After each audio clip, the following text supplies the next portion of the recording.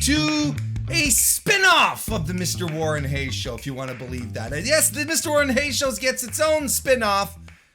Not unlike that time the Three's Company had a spin-off with Jack Tripper when he moved in with his girlfriend. It was called Three's a Crowd, if I'm not mistaken. Wasn't very good, but hopefully what we're going to be doing here is going to be much, much better. Cross our fingers. This is a show we call Hot Shakes and Hand Dogs. It's a show about professional independent wrestling. We're going to be talking about all of the world of indie wrestling, at least, as far as the U.S. scene goes, but, we might broaden our horizons. Look, you never know. And I'm talking we, I'm saying we, because we, not only am I French, but I am also joined by Sean Taggart, who is going to be right here with me in this wonderful show that we have going to talk about indie wrestling. How you doing, Sean? Good. We picked a good weekend to start. We really Very did. busy weekend. We really did. Like a lot of wrestling. I don't remember exactly. I think we started talking about this a couple of weeks ago, and we're like, when do you want to start? How about next Tuesday? And then we're like, Jesus, look, we picked a good one. Like, I don't think we looked at any cards and we were like, oh, look, we'll have plenty of stuff to talk about. I think it was kind of a roll of the dice kind of thing. Yeah, we looked out. I mean, a lot of good wrestling, coast to coast. Some debuts in new locations for certain companies, but it's good to see independent pro wrestling back and really strong again. You could say that the Beam wrestlers in Warhorse, Effie, Alley Cat at the time, Dan the Dad, kind of Danhausen gave them a chance to really branch out and give some life into the independent scene after, WWE took everyone for NXT. Mm-hmm. Now we got people coming in. We have people returning to the independent. So it is a hot scene. It's a very busy scene. And there's a lot of companies to go around and share the wealth. And I'm excited for it. Like it's very, very, it's very, very dynamic. It's very bubbling. And, with the way things are set up right now, I think wrestling has a great ecosystem set up. Like I legitimately think that there's tons of opportunities. Not all wrestlers necessarily want to, and they're it's not necessarily their target anymore to get signed. There's a lot of them that are doing really well for themselves. Anyway, it's a good time to get into it. It's a good time to talk about independent wrestling. It's a good time for you guys to be here, whether it's on youtube.com/MrWarrenHayes, listening to this for the very first time. Thank you very much. Leave a like, leave some comments as well if you want to go right ahead. Please, you're more than welcome. Tell us about any matches that you watched. We're going to talk about a few here. What did you feel about them? Did you agree, disagree, all that good stuff? Give a like as well. Subscribing is nice too. And if you're listening to this on your favorite podcast application, muchas gracias, which means merci beaucoup, which means thank you very much. I am a Renaissance man, Sean. It looks that way. Yeah. Wow. A lot. Wow. Yeah. I got a lot of catching up to do. Well, I mean, look, as far as Renaissance men go, I got, you're the guy with the Control Your Narrative t-shirt on right now. Doing the best I can. This has, twofold. Yeah, I'm wearing a Control Your Narrative, but maybe I want all the guys we talk about to go to AEW. You ever think about that? That's a very good point, actually. So I'm doing everyone a favor here by telling all your favorite independent wrestlers to go to AEW, not that other company up north. No, never mind AEW. Stanford. Go to Jacksonville. That's what you need to do. Warmer weather. You're welcome. To begin with, sure.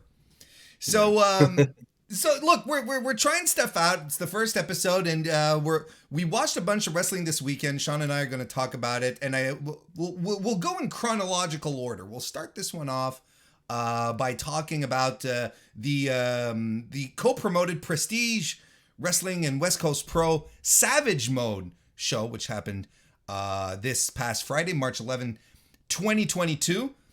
Overall entertaining show. We'll go down the match and give the whole card, give some quick thoughts, because I think we both enjoyed this show. which started off with a 6-man tag team match where the team of 440, made up of Atticus Cogar, Eddie Only, and Ricky Shane Page defeated the Conglomerate, fan favorites Alpha Zoe, D-Rogue, and Midas Creed.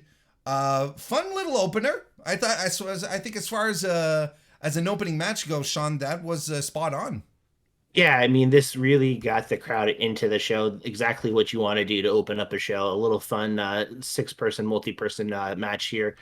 You have to like what you see from. It's nice seeing the 440 guys, say that 5 times fast, come over to the West Coast and really spread their wings a little bit. I mean, more notoriety from these guys. Obviously, GCW with their angle with Nick Gage, 2019 to 2020. In 2021, but it's nice to see these guys come out. Eddie Only is hilarious to watch and also see perform live, just because he's a very good comedy wrestler, very good, decent wrestler himself, but a lot of good comedy spots in this match, especially with him and Ricky. I feel, this story isn't over between the Conglomerate and 440. No, I don't think so. No, there's going to be a lot more to come out of this. Second time the Conglomerate gets screwed over in a 440 match. So yeah, I think there's a lot more to come out of this. Absolutely. And we're, you know what, between all of us here, I think we're going to be seeing a little more of the 440. We're going to talk. We saw them in another show as well. Maybe not under the 440 banner officially, but Ricky Shane Page and Atticus Cogar. I think we're going to see them a little more. After. The stuff that happened with GCW, right? I think it's a fair prediction.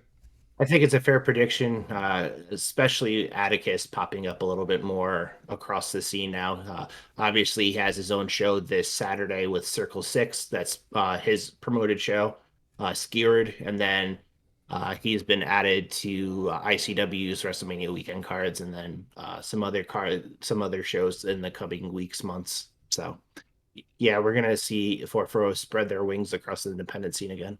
I think so, too. Next match, we had Sonico defeating MV Young. I thought this was fine. Yeah, I thought this was fine, too. I mean, it's good seeing MV make his way out to the West. I know, he was primarily a New York, Pittsburgh guy, really truly trying to figure out who he was. I think during the pandemic, it helped out with him fully going into his polyamorous cult character a little bit. Mm-hmm. It's nice seeing Sonico. I will say in general, just talking about West Coast Pro, it's definitely become a promotion I've put on my to watch list. Show and show out that comes out on WTV. Not so much live because it starts past my bedtime, but yeah, same. You sort of catch up on it. Yeah. But it's definitely a company that when they come out on video on demand, I'll watch. And Sonico is one of those guys that I've become accustomed to seeing on those West Coast shows. Part of Big Sark's brand West Coast, as they like to throw out there. It was a really good match. I feel, Sonico is a very good luchador. He's high flyer. Some cases he was really able to ground MV Young in certain aspects and almost worked too fast for MV, I think. Yeah, I think there might have been, sometimes the clash of styles can be really interesting. Sometimes it's a little detriment. I think here there was I don't think it served the purpose here as much as in other circumstances. But, we got a great flying shoulder block and a dive through the corner, right? Ropes by Sonico. There was also an awesome bomb by MV Young. So, some fun spots, good stuff. A fine match. A fine pro wrestling match. Then we had Nicole Savoy. Sorry, go ahead. No, I was going to say we had Nicole Savoy taking on the returning to the United States, Shazza McKenzie. We all know she, COVID and the lockdowns and everything really stunted her from coming back over to the United States. So it's great to see her back in the States. And she was chomping at the bit to come back. Like she was doing everything on Twitter just to be like, don't forget about me kind of thing, which is what you should do. This is not me bitching, by the way. Good for her, but like you could tell, like all she wanted to do was come back and wrestle in North America.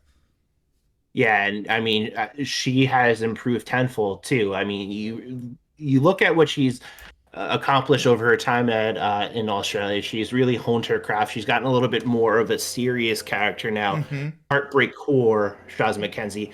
But I will say, I do like this commentary team, Alyssa Marino, Veda Scott, and I forget the guy's name, but Veda and Alyssa did a good job building up the history of Shaza and Nicole while they were in Shimmer together. Sure. So this was a rubber match between the two. I feel, Nicole got the win. I think it was the right choice here. Nicole's becoming more of a staple of West Coast Pro. It's a shame, really, because I feel like Nicole was finally getting the attention she really deserves. Part of Ring of Honor's woman tournament, and part of that women's division, and then obviously, as we know, halted. And who knows what's going to come of it in the coming weeks, months. But I really do feel, Savoy's one of those underrated Oh, definitely. female wrestlers in the United States, if not the world. Uh, Very much overlooked and forgotten about, and it's a shame because technically she's very strong. Mm-hmm. Um, I think working with Swole time to time as a tag team, I think helped her with her personality a little bit more. That's But yes. yeah, Swole. As opposed to being like in that trio with Mercedes Martinez and I'm drawing a blank. Shayna Baszler. There we go. Mhm. Well, she was in Shimmer, where, I mean, don't get me wrong, the trifecta was awesome, but maybe not like the most personality laden trio you could have found out there. You know what I mean? Just Yeah. some good old fashioned ass kickers. But I mean, I love Nicole. I've loved Nicole for a long time. She's fantastic, and like you said, I'm glad she's getting more shine. And I mean, she delivered here, right? She's suplexes everywhere. Liger bomb gets the win with a half and half, like basically showing off. I can throw you around if I want to, and it's not really going to be a problem. I can do it with ease. On top of that, so that was good. I liked it. It was a good match. I did, yeah, too. I know you like I like, this one a lot. yes. Yes, I'm a big fan of Vinny Massaro. Another one on my underrated list. I think he is somebody definitely undervalued. I mean, he had his shine in Lucha Underground, but Not the same. really, that's it. It's really not the same whatsoever. And a young up and comer in Robert Martyr. Really good technical showcase here from both of these Yep. guys here. Mazzaro being the wily veteran in this match, getting more of the upper hand over Martyr. Martyr is somebody to me that's still trying to figure out who he is, but he's getting close. Mm-hmm. I think Warren, me and you had a conversation about Martyr's character development. He's an asshole. He's a brash asshole. We all know that. I just feel there's a little bit more that we could add to this. A little finesse, right? I think that's what's missing. I think the main components are there. It just requires a good coat of polish, right? I think that's the main thing here. But I agree, and this, it's always fun, I find, to allow Vinny to get like some of his technical groove on. I guess it's always fun to see, because you look at the guy, you look at his size, you're like, and he likes to punch people, so you typically have this sense that he's a brawler, which he's entirely capable of. So it's good to see him stretch his legs here. Mm-hmm. Of course, he wins the match with the snoring elbow. I liked it. It was a fun. And can we mention how over he is with the West Coast crowd? Yeah, that crowd loves him, and I love him too. It was a very good representation of his style. I feel like him and Martyr worked well together. Obviously, they're both similar in style, but it was just very nice to see that gel. But also, you could see why Vinny's more of the veteran over Robert, as he got some of the upper hand over him. The Prestige Tag Team titles were defended in a 3-way match. Champions C4 defeated the West Coast Wrecking Crew, which are made up by Jarrell Wilson and Royce Isaacs, and Reno Scum, who we hadn't seen for a while. No. Not since they decided to quit Impact. I'd quit Impact Pro Wrestling. Pro Wrestling. But yeah, no, they've made a couple appearances here and there for West Coast Pro. I think Adam Thornstone's really focusing more on his outside of wrestling job, Mm-hmm. a little bit more. So bookings are coming few and far between. This one was okay. I like C4 a lot. Cody and Guillermo, very good, very polished wrestlers. I feel this didn't need Reno Scum. I understand at the end of the day, this is headed towards Reno Scum, the West Coast Wrecking Crew. I understand that. But honestly, at the same time, I feel like it really didn't help the three-way. I think, Reno Scum slowed down the match to make it their pace, but I think it was a little too slow. I really like Jarrell Nelson and Royce Isaacs. I think they're a highly competent professional wrestlers. Like they are, yeah. Well, I mean, Isaacs has wrestled just about not everywhere, but he's wrestled in a lot of high pressure, high profile situations. So you can tell he comes with that confidence, that swagger of being a guy who's wrestled with some of the best in the world, right? And it just shows. I'm a big fan of that duo. I'm excited to see where this goes because yeah, I think this is leading into Reno Scum and the WCWC. That's how you say it for short, which is practically like WCWC, West Coast Wrecking Crew. It's the same amount of syllables. It So is. so you're not even really shortening it. No, you're not. You tried, and that's all that matters. And that's all that matters. Mike Bailey defeated Nick Wayne in was this my favorite match of the evening? I do believe so. I do believe so. Yeah, I think it was right up there for, an early contender for match of the weekend for me. Mm-hmm. Um, every time I watch Nick Wayne wrestle, it amazes me that he's only 17. Right? It's crazy. It's There's crazy. there's no business for a 17-year-old to be this good. And as well traveled as he is in this young age, he's, obviously he's growing around that scene more. So the Portland, Seattle area, all that area. But he's blown up this past year, actually, maybe the past 9 months, not even a full year yet. And it's insane, especially because, like I said, he's only 17. Yeah. So, He I, and I mean he worked this match fantastically with a guy who we know is seasoned and can go. Like he held up with Speedball's pace here because most of the time Mike Bailey's gonna dictate the pace of a match. You can tell when he comes in. It's like, okay, we're going this fast kind of thing. And he was able to hang with him without any issues. And I appreciated Mike Bailey as well, playing a little more of the heel, just being. But you can't say like a full on heel, just enough of a dick. just enough of a dick, right? Not quite Daniel Bryan, excuse me, Bryan Danielson levels of I don't know, levels of dickishness, but Hmm. the attack immediately after they do a code of honor at the beginning, and then the spot out on the steps, that little riser that they had there, all Yeah. that stuff. But there was some great stuff here. The dragon suplex into a code red by Nick Wayne was phenomenal. I was like you said, this kid is just absolutely amazing. Of course, Speedball hits a lot of his own hits. The moonsault, double knees on the apron was crazy. Fisherman's Buster into a bridge by Nick Wayne. Poison Rana by Bailey. And then Nick Wayne follows up with one of his own.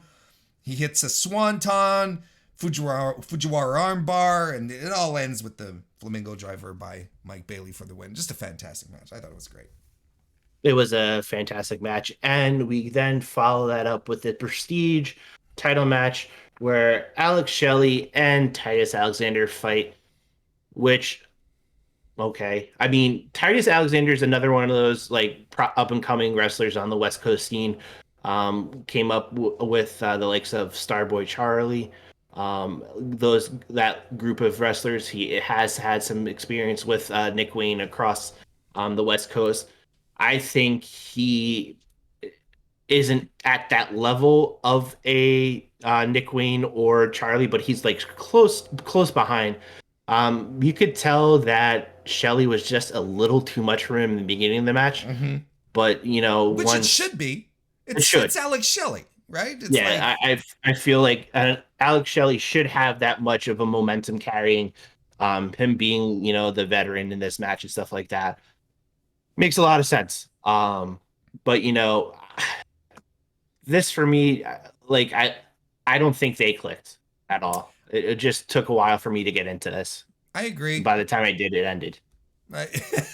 Yeah. By the time you ended, Alex Shelley's going for the shell shock, and you're like, okay, we're done. But Alexander sort of rolls out of it and rolls Alex Shelley up for the pin, holding a handful of tights on top of that, becoming the new Prestige champion, which is a weird hot shot angle at the same time. It's like Right. unusual. I think we were talking about it just coming on the air. A hot shot on IWTV, hot shotting a title like that. It's unusual. Let's put it that way. It is. And I mean, yeah, this was a 3 weekend show for Prestige. Two of the shows were with West Coast. So yeah, it was a very interesting choice to hotshot it off of Shelley to Titus coming into Saturday. Now that made that a three-way. Originally, it was going to be Ray Horse versus Alex Shelley. Now Titus, as the champion, gets added to that match to make it a three-way. So subbing in for Malachi Black is Frankie Kazarian taking on Kevin Blackwood, and I always forget how good Kazarian is. Yep. And then he performs like this. It Yep. was a very good match. He took Kazarian, eight consecutive German suplexes yeah, by Kevin Blackwood. Just like what Well- you think he's doing, like the Three Amigos or whatever. It's like, okay, he's gonna do three, but no, he does four. It's 5, 6, 7, 8. Holy shit! and like, all right, he can do 10. Let's just see him do 10. At this point, just let him do 10. It'll be fine. I will say I do feel Blackwood's finally getting his groove back a little bit. I did sense a little bit once Garcia got signed by AEW, a little bit of boo-boo face, a little jealousy, a little bit. His level of competitiveness wasn't there as much, but he's back. I think also what helped him was the move away from Buffalo. Now he's a West Coast boy. So, just getting that new perspective on everything, just getting Change a of clean scenery, slate. change of people. So sometimes that's what you need, right? Yeah. So Blackwood, I feel here he's been coming up the ranks again. Obviously, very good showing here against Frankie Kazarian. I personally like Blackwood a little bit more than Garcia. Garcia is excellent, but I always feel like the look of Blackwood it's an interesting look. The tattoo, Mm-hmm. like the black ink sleeve of him. But I mean, I like this match. I was pleasantly surprised by this match. Like I said, I always forget how good Frankie is until you see him And not especially, wrestle in front of a TV crowd. yeah, exactly. He's just like completely,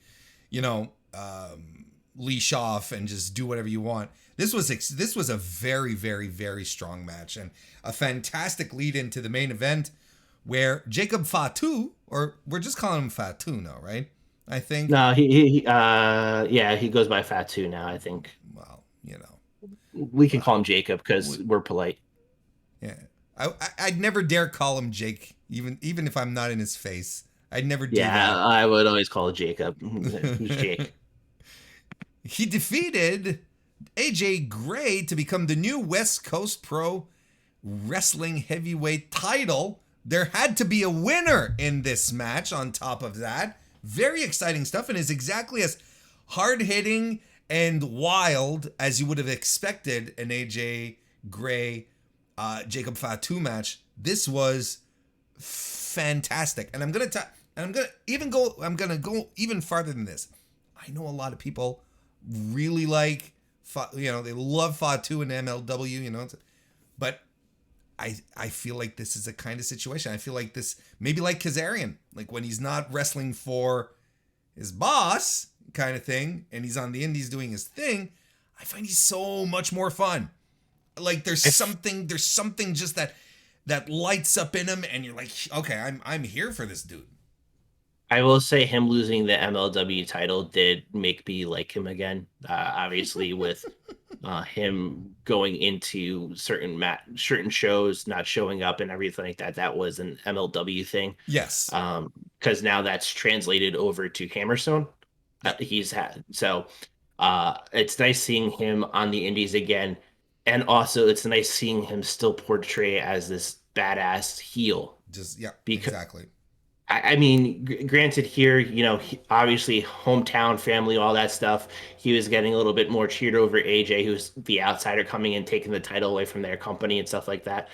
But he still comes off as this brash, arrogant, hard-nosed killer. He just doesn't. It doesn't matter who he's facing. He's trying to hurt you, and you got to appreciate that. And this was really, really good. And the two guys who just go all out. AJ Gray does a top rope diving elbow to the floor, and there's not this thin layer of padding there, folks. We're like right on the we're right on the wood. They're trading lariats. There's a destroyer by AJ Gray, top rope Spanish fly. Like you're thinking Jacob Fatu and AJ Gray, and they're doing top rope Spanish flies. That it's insane. It's insane. Yeah, not something I would expect. Yeah, here we are. And here we are. And we get 2 killing moons. Takes 2 of them to put AJ Gray away. Now, is AJ Gray dropping a title to free himself up for another title down the line? Is this kind of maybe? Maybe. I mean, let's just put it this way. If it is for what we think it is, it'll be nice having a champion around all the time at that company. I agree. No disrespect to John Moxley in any way, shape, or form, but it would be nice. It would. Nice. I mean, and, going at the end of this show, it was a very good show here. I enjoyed it. I felt like, once again, West Coast Pro and now Prestige give me another reason wanting to watch their next show. Oh, no, absolutely. Absolutely. West Coast has been very consistent with their monthly shows. It's been very, very good. I don't know if you saw today, they changed the Swerve Bailey match to Titus Alexander and Bailey now. And I'm going to tell you, I'm a little disappointed because that was... Strickland and Bailey was a match I was really looking forward to. Now I don't know when that's going to happen. Because it really this one feels like an AEW power play here. It feels like you know what I mean. Isn't AEW running that live Rampage and then Battle of the Belts 2 that weekend in Garland? Oh, it could be. I don't spread out my spider senses all that far. No, that's the kind of thing that I never think about. Sure. So they're running AEW shows that week. I believe it's a live Rampage that Friday. So I mean, it's unfortunate that he had to get pulled for it, but because the thing is now, because right now I'm like, when are we going to see Strickland and Bailey again? That's my issue. Yeah, because that's a match that I definitely want to see that. I mean, a lot of people were excited about that match, but we're still getting Yuji Nagata coming over from Japan, wrestling in West Coast Pro, which is insane. Sure. Seeing Nagata over there. I feel like New Japan's American expansion has had its, ups and downs, but utilizing certain independent promotions to bring over some guys and use them. Like you see the Bloodsport system used the LA Dojo Kids. Mm-hmm. You see the LA Dojo Kids in West Coast Pro with Carl Fredericks, Clark Connors, etc. Rocky's there. We'll talk about Rocky a little bit later in the show, as he had a match this weekend against Charlie Haas, of all people. Mm-hmm. The comeback tour continues for Charlie. But yeah, no, good show. continuing to watch these shows. I'm excited for the April 15th show that's coming up. It's definitely to look out for. You also watched this weekend ICW No Holds Barred I did. volume 23. No, the Pitfighter, excuse me. That was first on Friday, on March Mhm. 11 on the Friday. There was the No Holds Barred Pitfighter show X10. Yeah, What it was called. so We there's the can, different. yeah, go ahead. We'll give us a taste of what happened. So Pit Fighter is them fighting no ring. It's just pretty much like a cage. They used to have an MMA style cage. Now this is just a plain old cage that they would wrestle in. Um, I'm not going to talk about the whole show. Matches to watch from that show right off the bat. It started with Akira and Masha Slamovich. Which I You watched under know, your recommendation. right. Very good match. Very hard hitting. These two, while as we all know now, they're dating and everything like that. They have no problem sharing that now on the internet. They hit each other pretty hard back and forth. And I will say, out of all I've seen from ICW and in this pit fighter setup, Masha used the cage very well to jump off of, to ricochet herself off of, to do different things that you normally don't see out of these pit fighter shows. You either see more of your deathmatch hardcore element, which this still had, or you'll see a match like a Guarini and Derek Neal where they're just two guys beating the hell out of one another. Um, Masha and Akira beat the hell out of each other, but also use the weapons, also use the cage, also use different things in this match. And it ended with a double tap out, which I thought was very interesting. Yeah, at the same time, come on. I mean, they have to ride home together after. Yeah, I guess so. Yeah. They have to go home together. They have to go. They're gonna do. They're gonna plan for groceries then the next day. Yeah, if you got a plan for their next move, Masha went up north, and Akira stayed down here Yeah. in Chattanooga. Another match that I would suggest watching is Casey Kirk and against John Wayne Murdoch. John Wayne Murdoch, the former American Deathmatch champion of ICW, taking And on insane. Insane. Casey Kirk, one half of the Kirks with her husband Brandon, also insane. This was a very good match, and this Casey's a very good wrestler. It's and it took ICW a while to finally let her showcase just how good she is, rather than coming in and being like the one who tries to interfere and interrupt for Brandon. She's a very good, capable wrestler as her own, and it was nice seeing her get this shine. I Good. Yeah. feel she deserved it. I mean, she worked her ass off here. Brandon didn't help. This was all Casey and doing it, all this on her own, which I think added to it. I would like to see something now with Casey picking up this big win over the former champion here, it getting into Brandon's head a little bit. That would be interesting to see how they play off those two with one another. Right. Lastly, the final recommendation from the show is the American Deathmatch Championship match between Reed Bentley, the current champion, and Joel Bateman, who flew all the way from Australia. He's having a week and a half tour. Oh, is that all just like not even for 14 days? He's just a quick tour and he's heading back? Yeah, so he did the two shows for ICW. He did the H2O show Monday night. Mm-hmm. He has a Horror Slam Deathmatch tournament Thursday and Friday. Yeah, Thursday and Friday. And then he goes to Brooklyn for one of those no ring shows there and then heads back. Oh, So it's been out. like a little in and out.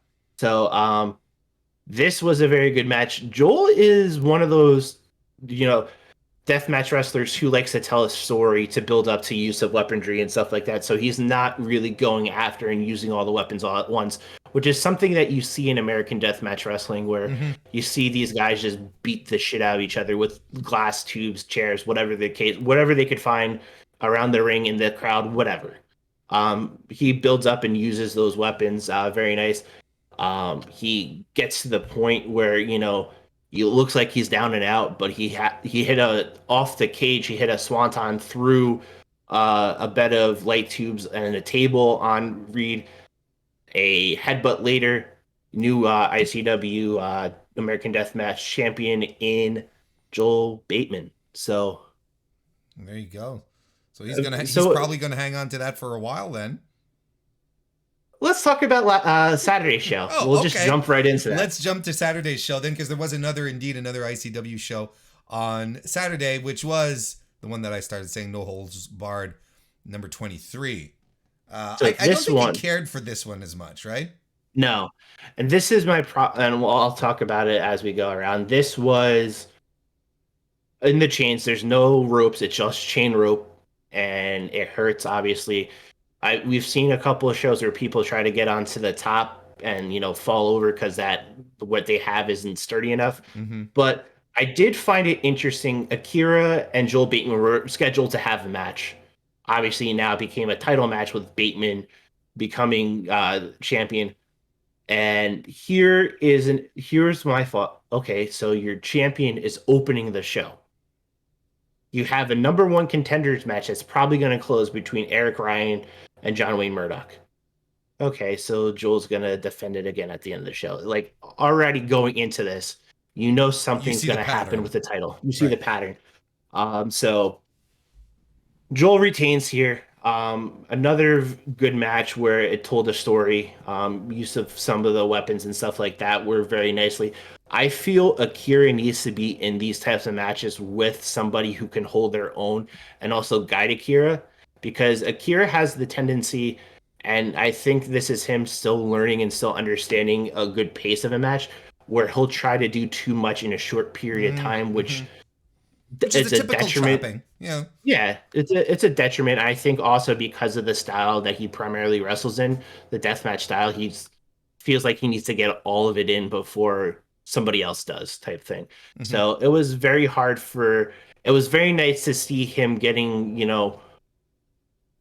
guided by somebody who has been in an environment like this for a pretty long time, and can teach him and guide him to a decent match. And it was a Sure. very good match. Probably my favorite Akira match in ICW. Oh, there you go. There you go. Is there anything Um, else on the card that really stood out to you then?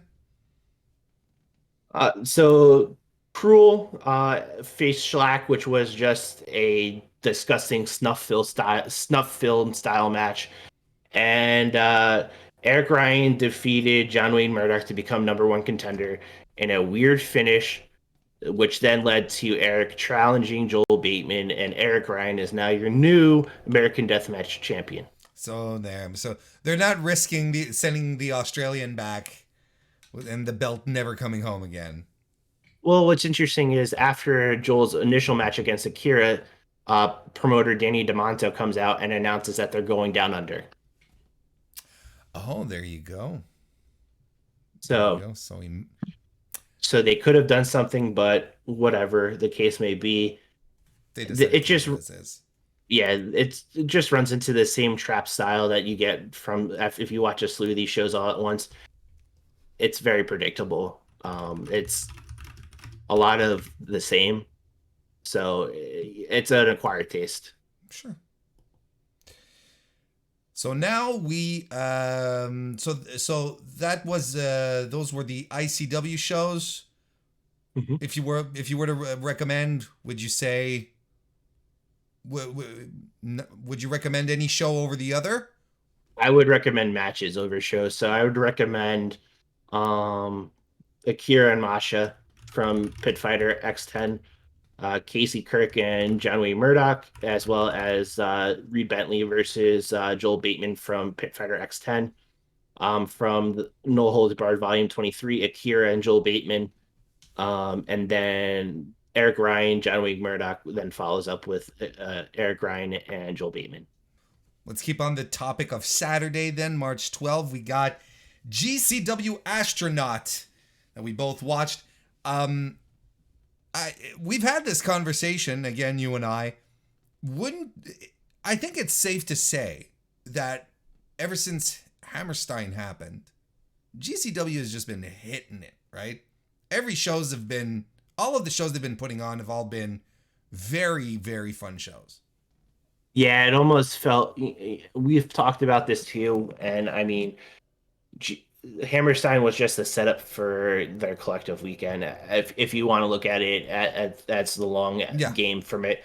Um, But yeah, every show up until, I would say, and we'll talk about this at the end, but like I would say up until this show hit very, like everything hit, everything clicked, a lot of good stories being developed and, drawn out a little bit.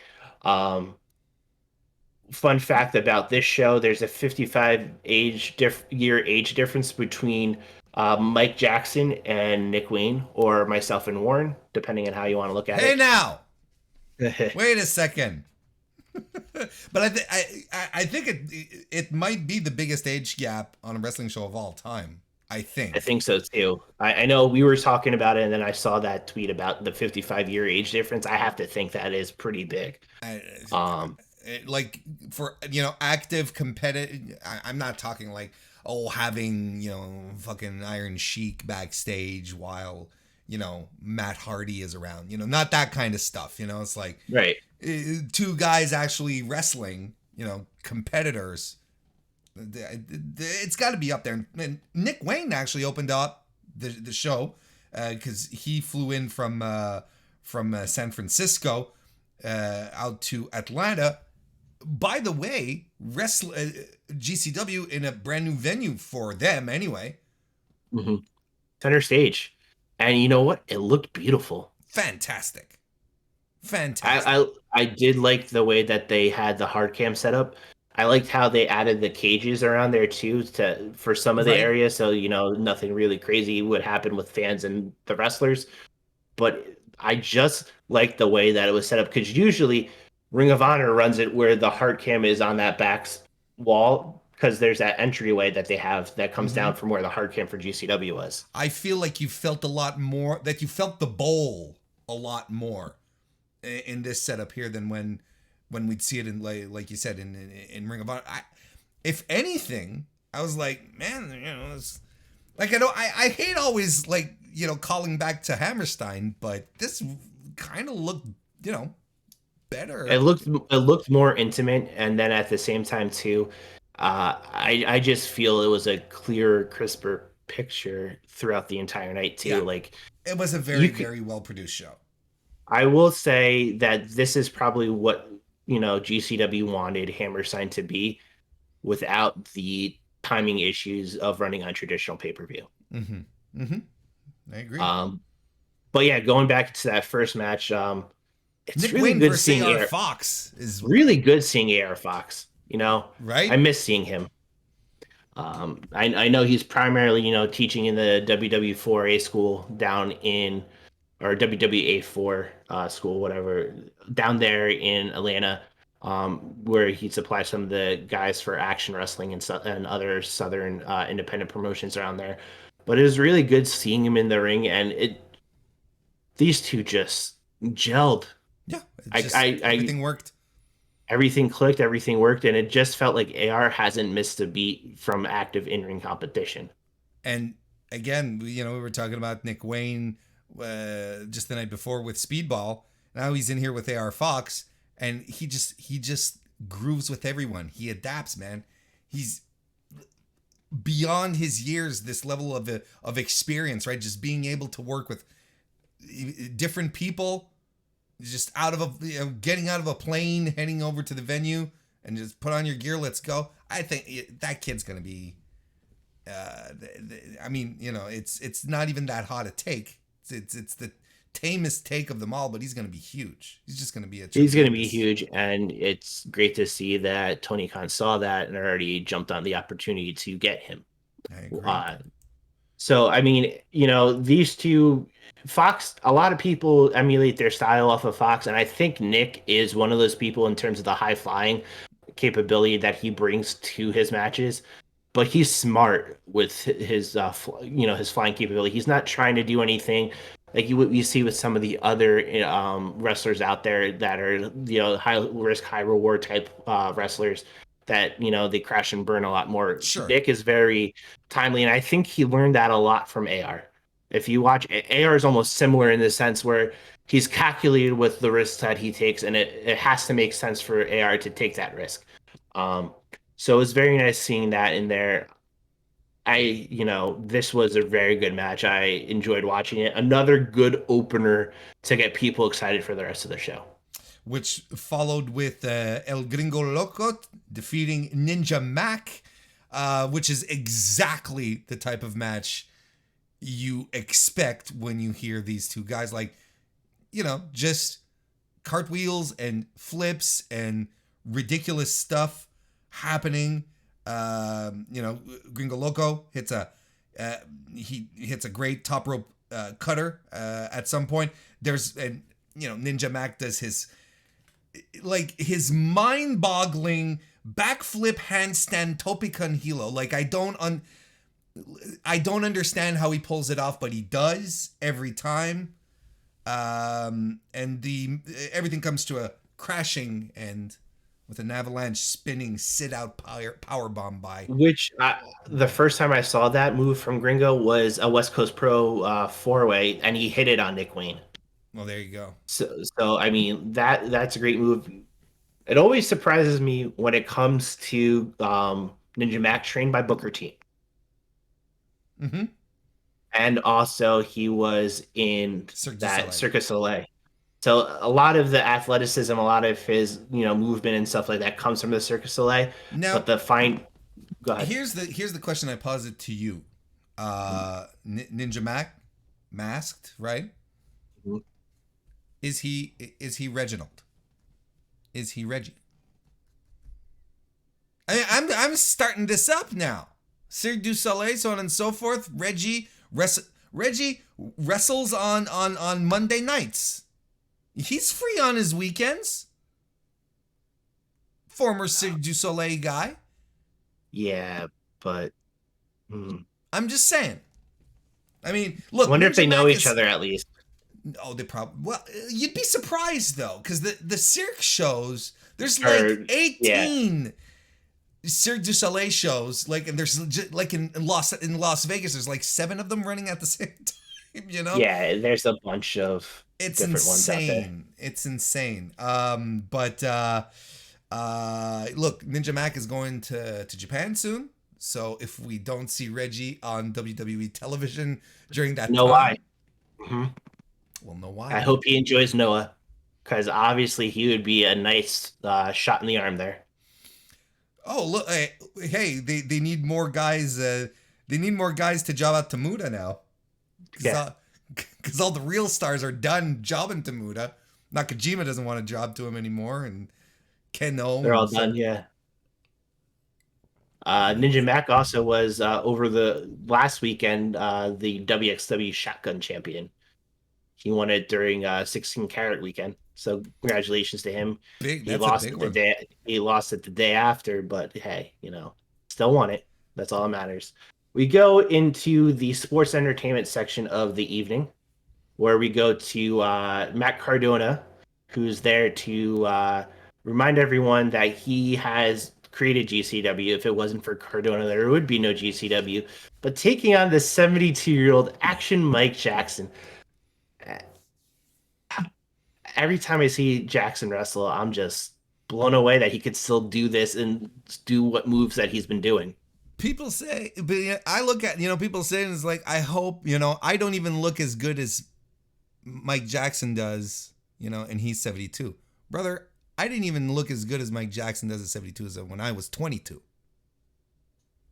So, I mean, look, this is it's exactly the match you expect. It's fine. It's all heat for Cardona, who is eventually starts talking shit about Chris Dickinson, and it just turns out Chris Dickinson's there. So they do the cowardly heel thing and whatnot, continuing to set up their match at. Are they on spring break? Is that what they're doing? Yeah, they're on night 2 of spring break. So the greatest clusterfuck show. Now, again, it's something that we've talked about, but I want to expound on it a little bit. As far as heels in GCW go, indie heels, right? You got Matt. I threw this your way, and I'm going to ask it to you. Yeah. Ricky Shane Page during that, during the feud with Gage and the championship run, or Matt Cardona? Who's the better heel? Cardona. Because I feel as if Cardona is bringing new eyes onto the company, which is great Okay, well, for. okay, well, you're thinking the Okay, business sure, part of it. You're sure, thinking, sure, sure. okay, Okay, which I agree. But I mean, like, you looking at it as a fan, and you're like, which one of these two guys? Because Ricky Shane Page, I still have trouble buying him as a babyface, right? oh, sure, yeah, and seeing him for so long as a babyface. At first, I had trouble seeing him as a heel when this all first started with 440. But And then then he just amped it up, and yeah, but I think with Cardona, there's no was you could see the likable quality with RSP. With Cardona, there's nothing really truly likable about him. I think in that case he's done a great job in terms of being a heel. He amps up everything that an indie wrestling fan hates about TV wrestling. The catchphrases, the buzzwords, what he calls the title, just certain things like that, what he calls the fan base itself. He gets under the nerve of the everyday fan, mm-hmm. which I think, to me, he gets under my skin. Homecoming night one, when he won that title, was a, a disaster in terms of fan behavior, but it was a emotion that you haven't seen in a wrestling show in quite some time. Mm-hmm. And did you see that when Ricky did that with the Gage and all that stuff? Sure. But over time, people started liking 440. Sure. People still don't like Sure. Cardona. Yeah, no, exactly. Cardona is definitely he's not cool. No. Like he's not designed to be cool. And he leans into that. He was wrestling in fucking Buzz Lightyear gear in, this past weekend. Like he gets it. This is all the shit people hate. You're absolutely, like, honestly, you make a super good point on that level, because that everything about him is cringe, and it was from the get-go when he unmasked that night when John Moxley came to attack Nick Gage, and it was him. And they were like, no, anyone but this shithead. And what a fantastic move for him, because it's completely revitalized his career. Like, completely. In my opinion, people remember what he did in the Indies and beyond, and people will never remember what he's done in WWE in like 5-10 years. People remember this for him. The woo woo woo stuff, and that'll be it. It was, that's the guy that went woo woo woo. Yeah. Okay. We go in. Yeah. We go into our next match. Yeah. It's good seeing ACH back. And I happy. enjoy, and happy and level-headed, and he took that time away that he needed to really just rejuvenate himself and rejuvenate his career, his love for wrestling, which honestly, a lot of people fall out of love with wrestling when they're in a situation that, or anything in general, when they're in a situation that isn't great for them. So seeing him in that ring again, in a match with Tony Deppen, who Deppen is just a very, very good dickhead, in general. I really enjoyed this match. Nice little touch of the cow mutilation by Deppen in that match, which just love that. Just a nice little sprinkle there. Deppen wins with a roll up using the ropes for leverage. I mean, look, I thought this was a very solid match. Very, very well played by both guys. I wouldn't be disappointed if we saw them do this again. I wouldn't mind it either. We go into a scramble match. Alex Colon defeats one called Manders, Cole Radrick, Jimmy Lloyd, Jordan Oliver, and Zenshi, which was nice to see Zenshi for the first time since I used to watch MLW Weekly. I'd stopped, but it was good seeing him. Scramble matches, whatever. I understand there's more people on the card, get them in, and more spot fest stuff. Yeah, I was a fan of this one in particular because of the hardcore elements. You saw Manders bring out the door. You saw Cologne. He is the GCW Ultraviolent champion. And now also he won another title, the TNT Extreme title over in the UK a couple days prior. So seeing him as a double champ was very nice to see. Yeah, but I mean, that's really it from these scramble matches. Cologne wins, and we move on to Well, the next. but we did have, just before we move on, we did Yeah. have that crazy ass spot by Zenshi, right? Who did that spinning backward 630 to the floor, It which was was ridiculous. absolutely amazing. But yeah, but I'm with you. A scramble match is what is. I like this one for what it's worth, but generally speaking, I'm not a big scramble guy. No. But you're gonna walk me through this match though. The tag team match that we got. Students from the WWA 4 school who popped up here. Ash Bennett and Rico Gonzalez defeated Bobby Flacco and Cavern Canyon. That's a mouthful. Actually, it went to no contest. Yeah, it went to no contest. Due to some bitterness from one Joseph Janela the third. He came out here and really has been healing it up recently. The past LA set of shows, he turned on tag team partner Sean Waltman, and that set up a match between the two of them at Spring Break Night 1. But Joey is really going on this, it's about me tour and really focusing in on, if it wasn't for him, there would be no GCW. But, bringing in that moment that he had with Zandig falling off the roof, which then would turn into no AEW. And my personal favorite quote of the weekend would be that WWE wouldn't have their Saudi deal because of that spot. Yeah. Which was just brilliant. Janelle is back at this zone where I feel like, number one, he's in shape finally. So it's nice to see him in a condition where he's really focusing on himself and becoming a better wrestler, because the matches says he's had have been some of his best in recent memory. And also, I think he knows the writing's on the wall. What's going to happen to him when his contract ends in AEW. So he's going to make the most of it on the indie scene again. And I think we're going to see more of a quote unquote selfish Joey Janela. Which is the best Joey Janela, if we're being honest. If we're being honest, it is the best Joey Janela. And it always should have been this Joey, honestly. Yeah. Well, I mean, he falls into this area where he's supposed to be the best. Like, there's a rest in peace, but there's a Scott Hall element to him. Where you're not supposed to like him, but you end up liking him because he's so fucking good at what he does, and he's so charismatic and believable, and you get you like to not like him, but eventually there was a point, I think, that it did stunt his growth as a heel, because people were just behind him. They were naturally just backing him up because he was right. And I mean, not only that, I think a lot of people, especially AEW, pigeonholed him as this one style of wrestler, the hardcore deathmatch wrestler. And you saw his early matches against Moxley, against Kenny, and then that three-way at All Out with Jimmy Havoc and Darby Allin in that Cracker Barrel match. You get to see him do this style, and he openly admitted like he didn't want to be this pigeonholed in this style, but his best matches came in this style. At some point or another, I understand wanting to branch out and become better.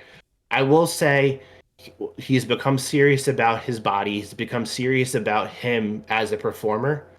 Sky's the limit for him on the indie scene, and he will get booked everywhere. He's already getting booked everywhere. No. The AEW stuff is just gonna light a fire, make him more desirable, if anything. No, I'm absolutely with you. So yeah, basically, you just sat around and started complaining about X-Pac again. So there you go. Where are Joey's flowers? I'm going to get some from a gas station while in Dallas so I can give it to him. I think he likes the gas station roses. Ali Catch took on how about Jordan Grace, and she defeated Jordan Grace on top of that. She did defeat. I think this was my favorite Ali Catch match. I think so too, and honestly, and I say that enthusiastically, not like, well, I think this was the best match she wrestled. Like, I'm enthusiastic about it. I'm glad to say it. This was her best match. I agree with you on that. I mean, I honestly feel like she's over the past year transformed her character from a cat to a more serious style wrestler, and over that course of time has also improved her in ring. She's another one who's taken this a little bit more seriously, and it's shown, and it's finally, in a sense, paying off for her to become one of the most. I'm not going to say desirable, but she's coming up there where she's starting to get booked outside of GCW to be in certain featured matches and stuff like Sure. that. They're putting a lot of pressure on her. They gave her the Ruby Soho match at Hammerstein. They gave her this match in Atlanta. She winning against Jordan, in my opinion, is the right move if they want to make her, serious. I would love to see her wrestle more women in GCW instead of being in some of these intergender, because I do think that she has, the ability to be one of the top female wrestlers in the independent scene if she, if given the opportunity to. And you see those improvements show after show, not only in GCW, but she goes to Glory Pro. She goes to West Coast. certain other West Prestige. Coast. If she goes over there too and does certain things over there, and I think her getting the singles opportunity, because obviously with Prestige she got her opportunity over there with Effie and their tag team. But I feel like she's grown a lot. I agree. I agree. She ends the match with a heat seeker on top of that. So that was pretty dope. No, for real. I like, honestly, I love that move. I love it. I love the heat seeker. I think it's great. I thought this was an extremely strong match. I thought it was very, very good. And Yeah, book more women's matches, Brett. please. We go into one of two title matches of the night, the GCW Extreme title match. AJ Gray defeats Effie. Short and sweet. Effie comes out, guns a blazing. He's home, so he has the hometown crowd. And But no, again, hang on a second. Effie always has the fucking hometown crowd. Effie he is the does. most over guy on the indies. I agree with you there, Outside of but Nick Gage. I think even more so than Nick. But we can talk about that at another time. Okay. Because that could be a whole thing in its own. But I do. Effie was in Atlanta, where he resides now, so he had a lot more of the hometown flavor there. Sure. And he came out, looking to end this pretty quickly. AJ is just AJ, and obviously, as he's gearing up towards his match with Jon Moxley, why was he going to lose the Extreme title? Yeah, there was no reason to. That lariat's vicious. No, that AJ has. You really do expect a decapitation. It's really good. Effie drops AJ Gray right on his crown with like a backdrop driver or something, where I sort of got a little scared, popped out of my seat on that, and was like, oh, that's not good. AJ Gray Germans Effie into the turnbuckles, and yeah, it's the lariat that does it. I very good match between Catch and Grace, and my match of the night, Jonathan Gresham versus Blake Christian, and I'm getting hot just thinking about it again. You're making me a little hot too, thinking about it too. This right here, Blake Christian is fucking back. And how? Thank God. Like, it took a little bit for Alex Zane to find his legs after he was removed from that system. It took Blake a little bit longer. But honestly, like, this was the match that he needed to get himself back. The Leo match was just a little bit of a taste. Gresham brought him over to that hump that I was just waiting for. It's unfortunate that it wasn't for the Ring of Honor title like the original match was supposed to be. Granted, we all know who was going to win regardless of that too. But I mean, watching Gresham, I've seen Gresham live once, and that was at a homecoming night too. Only thing I did was watch him and watch his movements. It's really all you can do. And this was similar watching from home. Just watching how he goes in and out of those different pin combinations is astounding. Yeah. The way he just manages to just transition from thing to thing. I don't know. It's fantastic, and you know, I don't know if it's just me, but you know, between his indie appearances these days, the Terminus shows, we're getting a lot more Gresham for our buck now, that since January, when you think about it.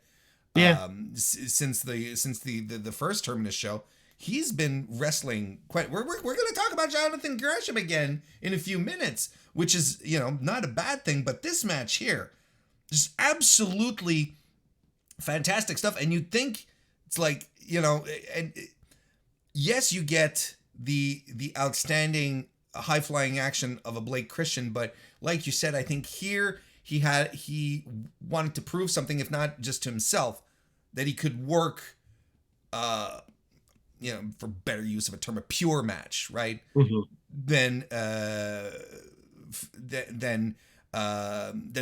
Than people might expect out of him. I think, you know what, I like this story, as real as it may be or not, that you brought up, that, you know, Blake Christian is on a redemption tour, but he's like for himself. Yeah, I don't think there's any, because I remember, look, before he got signed to the Fed, he was on this tear. Just a couple of weeks before that, he was in that X Division tournament in Impact, and he was having outstanding matches. He was on New Japan Strong. I can't remember who he fought on New Japan Strong, but I was like, Jesus Christ. And then you learn about the signing, that he's going to the Fed in the midst of all of this, and you're like, look at what we're losing here. You know, it's like, right. It's not even.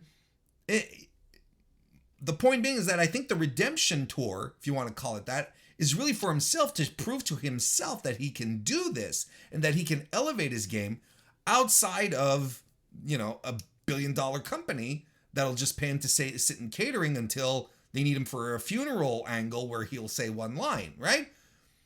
Because the line would be, oops. Because he had one outstanding match with Kushida, right? And you're like, of course you have to have an outstanding match with Kushida. And then he loses to fucking Odyssey Jones, right? So you're like, okay. And that was it.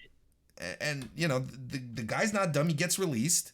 So I think this is my very long-winded way of saying, you wouldn't have it any other way on the MrWarrenHayes show. This is my very long-winded way of saying, you know, I think that he... that this tour that he's on right now is to prove to himself that he can still do this, because he has nothing. I don't think anyone is like, well, you know, he has to prove himself to me again. I don't think anyone was that sour grapes about him. No, I don't think so. But you know, you never know. You never know. I mean, like, honestly, like you in the GCW Patreon podcast, like, Brett gushed over Blake, and, you know, he was very happy for him, but like selfishly upset that he was going to the Fed, just because of how much he liked Blake as a wrestler. Sure. And you know, you mentioned like this redemption tour for Blake. Blake kind of hinted at in his post-match promo. Yeah. You know, talking about like his dark times and everything like that. He's, you know, all heart, you know, what that means for him, and everyone cheering, that's just making him believe again. So, you know, he's angling for Will Ospreay there in Warrior. That's what they're setting up to.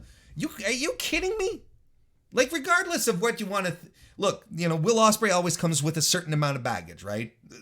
Fair. I completely understand it. You know, Will dug his own hole on that one. You know, that's whichever way. But as we look at Will and Will right now, he is unquestionably one of the best wrestlers on the planet.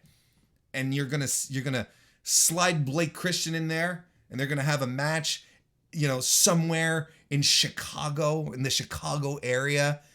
That's just, how fucking great are the indies these days? I'm sorry. Yeah, no, like I said, it's booming again. It's not even close to busting, which is nice, just because of just everything is working in a way where it all makes sense. And it's great being a fan of wrestling, but it's extra special to be a fan of indie wrestling right now just because of how rich it is and how deep it is. Yeah. Speaking of how deep it is, we go into our main event, which is for the GCW Tag Team titles. The Hate Club of Nick fucking Gage and Matt Tremont take on SGC, which is Matthew Justice and the returning Mance Warner. So, where were we again? Exactly what was the arena we were in? The center square. I can never remember. Okay, okay. Who used to run at that arena before GCW, Ring of Honor? You know, who used to run there? That's a very good question. NWA? WCW. WCW. I'm terrible with venues. That's the one thing. WCW Saturday Night was primarily from center stage. Look at that. Okay. What kind of finish did we have in that main event? We had a non-finish, actually. We did. We had a Vince Russo era WCW finish where the ref counted both Mance Warner and Matt Tremont's shoulders down, and we ended in a double pin. Right. Titles don't change hands. I would have said, because it was Justice and Gage who were pinning the other guys. I would have said, okay, new champions, Matt Justice and Nick Gage. That's what I would have done. Matt Nick. But think about it. Matt Justice, Nick Gage, Matt, Nick, call them the Gore Bucks or anything. The Bucks of Gore. The Bucks of Gore. So you had this match. This was already a match that was going to be a wild one just because of who was involved. I was surprised to see light tubes in this venue. I didn't expect to see that. So, no. I mean, obviously it was a nice touch. I don't think Gage would have been told no. This era of Nick Gage is going to be remembered for him winding down his career. I think it's finally hitting him that he can't go to the level that, you know, he expects to go anymore. So him primarily in a tag team, him primarily with Matt Tremont, you know, Matt will take most of the beating just as Matt did in his career, all the way through it. But I mean, this was just an example of what you should expect at a WCW show, at a GCW show with a WCW finish. So this is leading to a big tag team match at night one of Spring Break. We're going to be seeing the Hate Club take on not only Justice and Mansoor again, but the Briscoes. Mm-hmm. So 3-way tag match. This is going to be insane. It was funny because Matt Tremont at the end, he had the microphone and he just pratted off. It's like, the Spring Break. We're gonna fucking do it. We're gonna fucking do it. You two, and us. And while we're at it, why don't we throw in the Briscoes? I'm like, okay. So, sure, right. Why not? And I mean, the Briscoes are working how they did when ROH was more independent, wasn't backed by like, the TV and everything like that. They're working more of that crazy hardcore style. We're seeing them pull out moves that we haven't seen them pull out in years on everyone. So this match, I mean, originally was going to be Hate Club Briscoes, but adding that SGC element, it's just going to be insane. All these three teams have history with one another. I will say, for me, this show felt like a slight miss. I think the main event.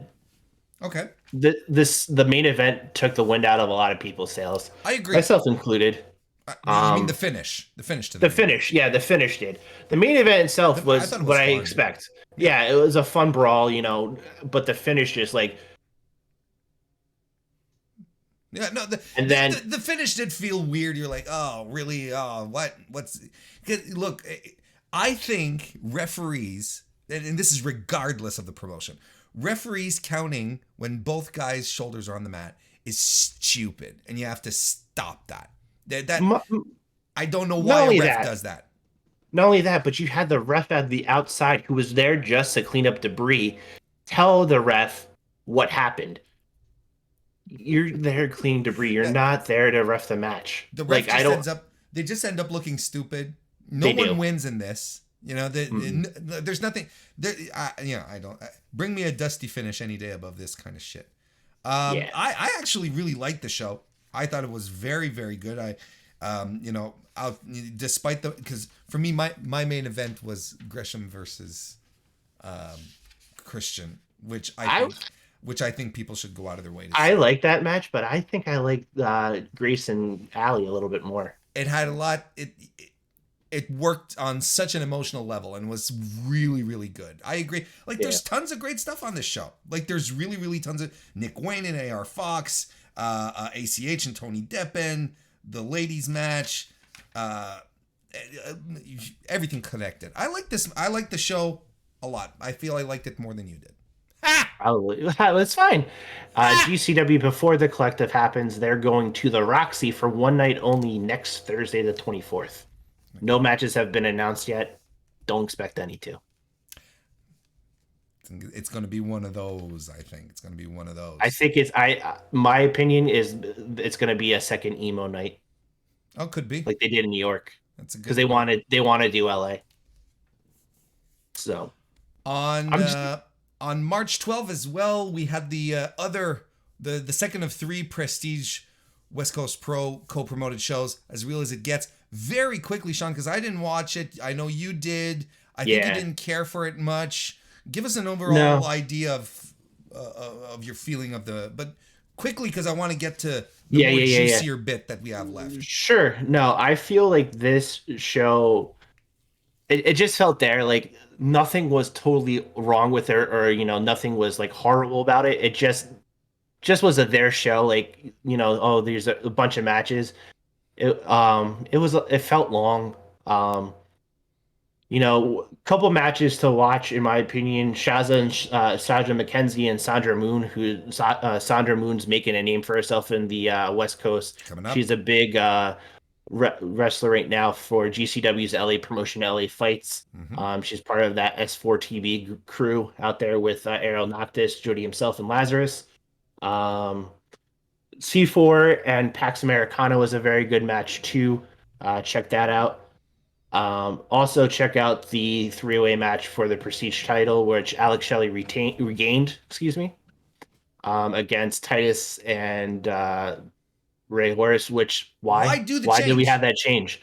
Why do the change in the first place on the Friday if you're going to do it back on the Saturday? And the thing is that, like, I haven't watched the show yet either, but I wanted to see Alex Shelley and Ray Horace. What are you talking about?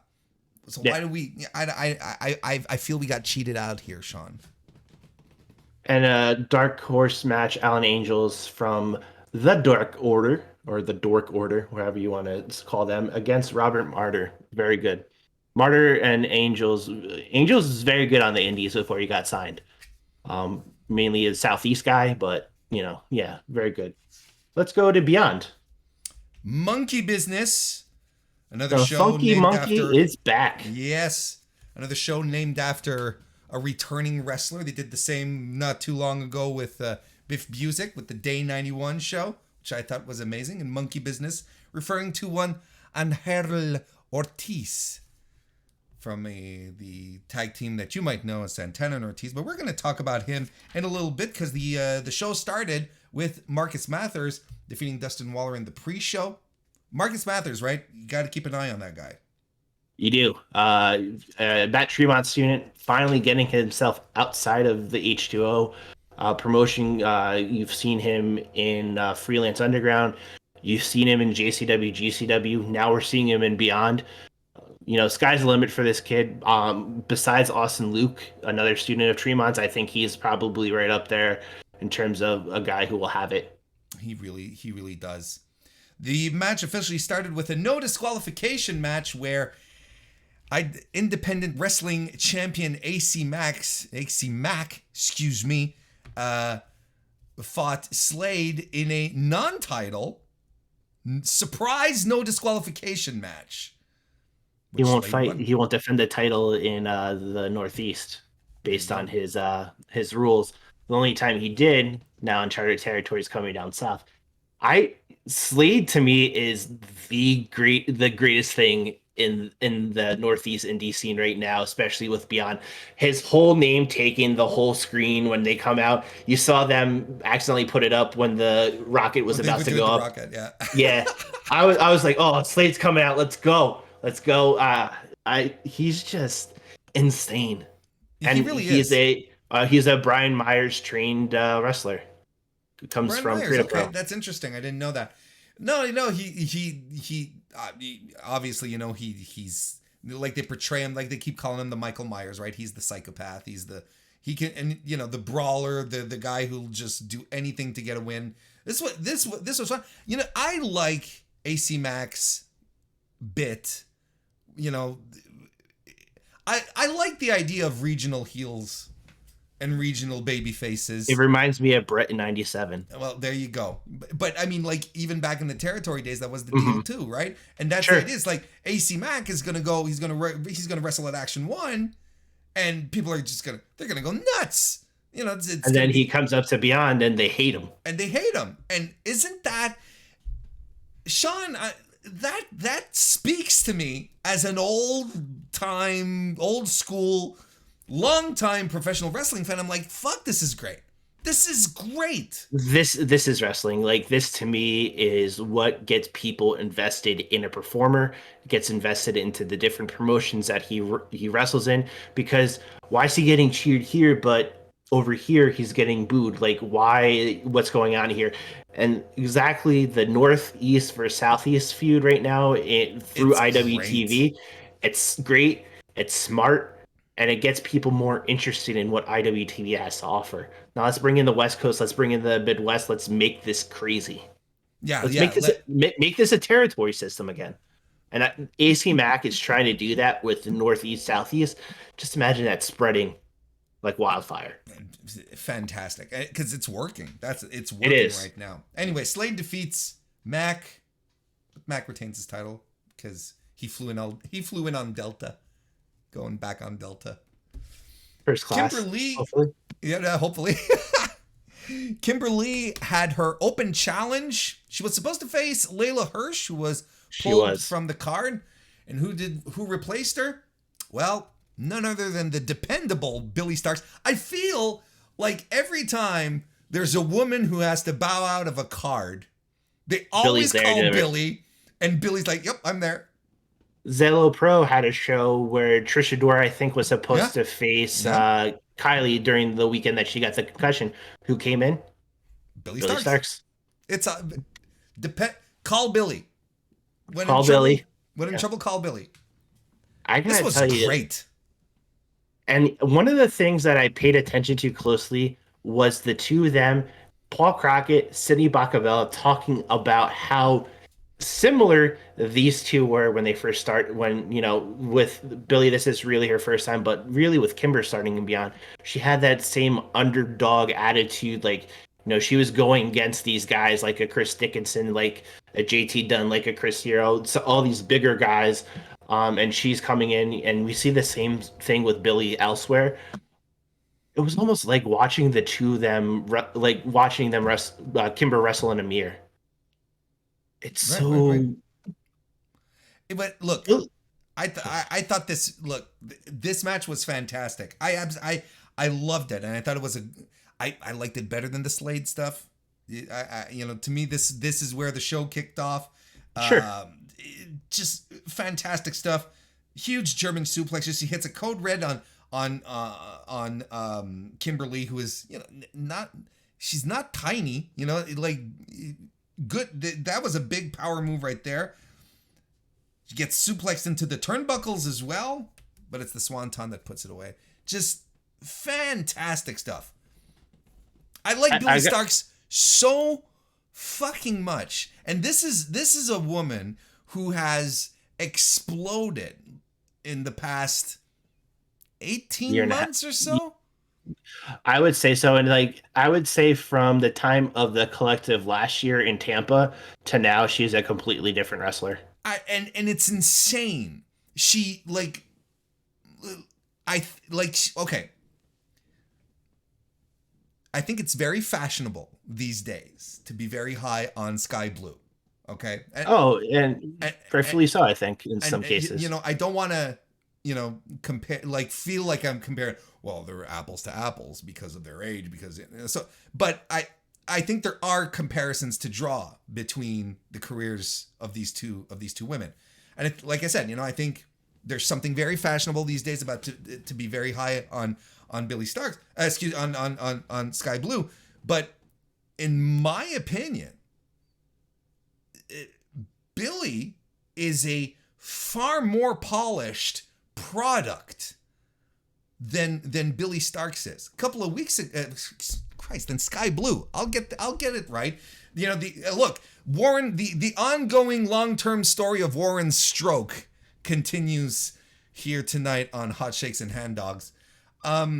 Here's the couple of weeks ago, I see Sky Blue in a Warrior Wrestling ring, and I'm looking at her fight, and she's fighting Miranda Alizé, right? A vet, you know. And I'm looking at her go, and I'm like, this is what this kid is missing. She's missing a connection with the audience. She's missing the facials, the expressions, the moments where she will drag the audience in, because she has intangibles. She has the charisma. She has that natural baby face likeness to her. You know, the audience can easily be dragged to her, but I think that she needs to get the audience. She needs to build the audience on her side more than what she does, so that when she does go for her big baby face comebacks, they work. Whereas now they're sort of a little iffy, and Billy does everything of that. She's extraordinary, but she knows who she is in the ring now. Because I agree, as opposed to the collective last year, Billy Starks today, she knows who she is in the ring. She comes with confidence. She understands what her persona is, what she wants to convey. She's on a whole other, completely different level. And now she's coming out in Joshi gear or Joshi inspired gear, and she's wrestling hard, like she's laying in the strikes. She's doing the Germans into the fucking turnbuckles. I'm like, who is she training with? What tapes is she watching? Is she watching some AGPW from 1995? Good for her if she is, because it's doing something. And I want to say, you know, based on the people believing that comeback and stuff, just watch her emote in the ring, like when she gets like down, like it looks like she's practically near tears when she's like getting beat up. Everything, like, people believe in that, and like they believe in her emotion, they feel for her, and then, you know, you hear them clap, you hear them cheer for Billy to make that comeback, and when she does, they go crazy for her. And you know, that's one of the things. Like, why wouldn't you? And like, that's one of the things that you're talking about, that, you know, is a disconnect right now with Sky Blue. I think Sky Blue reminds me of a lot of an early Kylie Ray, where she had that same issue. Kylie really trying to work the crowd and get the crowd to believe her. Right. Okay. Before she really leaned into it. Yeah, really leaned into it. I think, you know, a lot of people in the Chicago area have that connection between Sky and Kylie. I think from a grander audience and a grander stage, there is that connection between Sky and Billy. But, you know, sky's the limit for both of them. Oh, I agree. I'm excited. Go ahead. You know, where's TK with Billy's contract when she turns 18?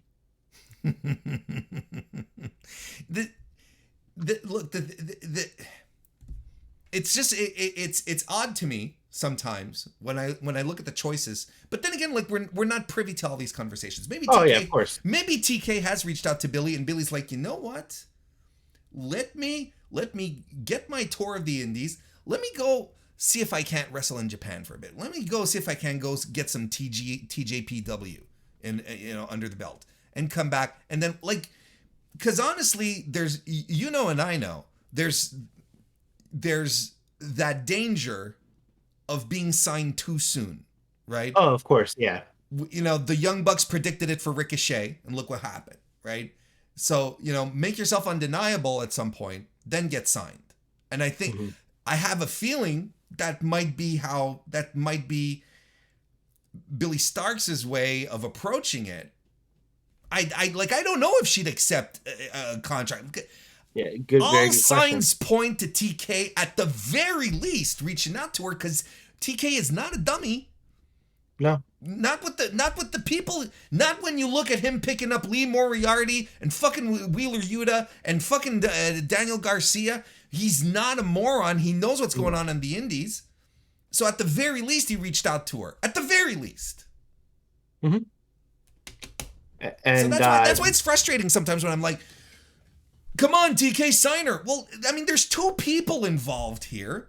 And I've talked to enough wrestlers, especially women's wrestlers on the independent circuit over the past 2 years or so, to have heard a lot of them say, you know what, my goal isn't even to be signed. That's not even a target for me, because I can make a living on the indies. I can do what I want on the indies. There's more and more wrestlers who are capable of saying that, because there is a really good ecosystem of wrestling that exists, that even if you don't want to get signed to a big TV deal, you could still go to NWA, make a buck there. You could still go to, thankfully, Ring of Honor is still around. MLW, like, maybe not like, maybe you'd prefer them to be in your promotion of preference, but there's still possibilities for wrestlers to get to go make money in smaller promotions and keep their indie dates and not be beholden to a singular contract. Not everyone's goal is to be signed.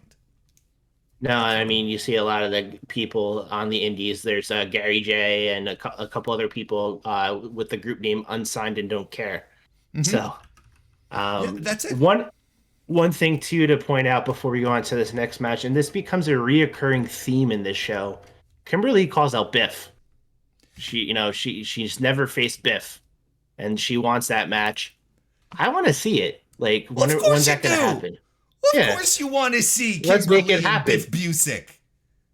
Let's make this happen, But let's talk about it now. You started it up.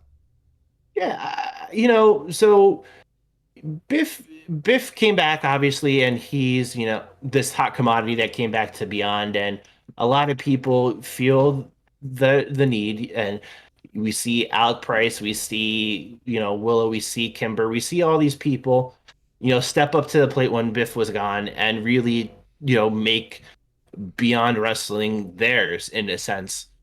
Dickinson did it a little bit in terms of his initial run up to Sekimoto during the initial season of Uncharted Territory, his undefeated streak. We see Matt Makowski really take a liking into and really driving a point home of trying to become one of the aces of Beyond.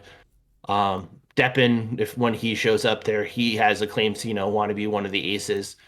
So all these people really want to show and prove themselves as the go-to wrestler, as, the one that can carry the company, and you need somebody to give you a good match against this person. Give me Alex Price, give me Willow, give me whoever. So a lot of people are wanting to showcase to Biff that, hey, you're not the ace anymore. I am. Yeah. And that's what was happening throughout the night, right? At the end of the matches, everyone was coming to the ring and calling out Biff. Say, hey, Biff, what about me?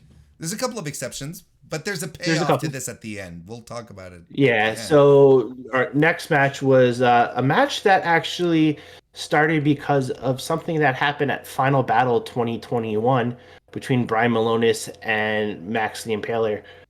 This was, this was just a brawl between two strong individuals. I'm a fan of Max. Wrestlers. They're very good. I'm a huge fan of Max. I love Max. Yeah, Max, has really shown themselves as somebody who really taken to the next level. I think they are one of the better, wrestlers. They can fight whoever, scare whoever. But this night didn't seem like it really could scare Brian Malonis, who was actually making his Beyond return here. Mm-hmm. So it was, nice to see him back and Beyond and taking advantage of that situation and really continuing a feud from Ring of Honor, which is kind of funny in a sense. Which is, Malonis wins the match here. Has to go through some chicanery to get it done because Max is insane, but yeah, and he calls out Biff at the end. Which leads us to our another match here. Ricky Shane Page defeated Smart Mark Sterling with the stipulation here was that he could beat Smart Mark with one hand tied behind his back. Seems like he beat him with both hands tied behind his back. He eventually did because eventually VSK got him out. Got a zip tie out and tied both of Page's wrists behind his back. So this for a gimmick match of this sort that was, of course, peppered with comedy because it's a Mark Sterling match. I thought this was very successful. I was entertained by this. I was entertained with this too. I mean, obviously, you're going to get a level of comedy with both VSK and Sterling. They're still playing off of the RSP Cardona feud that's still going on. I don't think obviously it hasn't truly ended yet. I did like seeing Atticus involved in helping out Ricky in here. So, here's another thread of 440 and beyond. For what we were talking about earlier, indeed. Yes. But see, this is the wild thing, right? And maybe this is part of the territory deal as well, because they're on the West Coast and they're heels, right? They're fighting the conglomerate, which are crowd favorites over on West Coast Pro. They head on over here, and now they're baby faces taking on Mark Sterling, who everyone hates. So it's like it's interesting.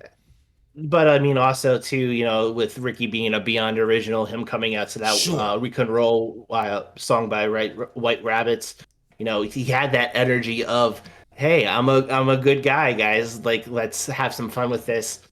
And it was a really fun match. Did not call out Biff. He did not call out Biff, but he did fly off the top turnbuckle with both hands tied behind his back for the win with the big splash, which was pretty dope. I enjoyed it. It was fun. I enjoyed this too. And I enjoyed this next 6-person tag. We had Waves and Curls with Encore, who's been making a name for himself on the Wrestle Open show on Thursdays on WWTV. Just in a vacuum here, just before we move on. Waves and Curls, all right? Who would have thought that a Whitney Houston song as a theme song would light up a place so hard as to when these two guys come out with their high level of energy, the confetti bombs, honestly, always a highlight on any Beyond show when these guys come out. You're just like, all right, let's just go. It's fantastic. Their presentation, so fucking simple. A song, two dudes with the energy, with high energy levels, and a confetti gun, and that's it. Fantastic stuff. Please continue. So they faced Trish Adora and the Kings of the District, who are Eel O'Neill and Jordan Blade. A lot of fun, in the beginning they were singing happy birthday to Trish, and Eel and Jordan wanted Trish to, focus in on the match. We'll celebrate later type thing. But I mean, it was a really good match between these 6 competitors. I like all 6. I think Encore's been really standing out on Wrestling Open as one, besides somebody else we'll talk about in a few minutes. But I really feel as if with this match here, got the crowd energy a little bit up to that next level.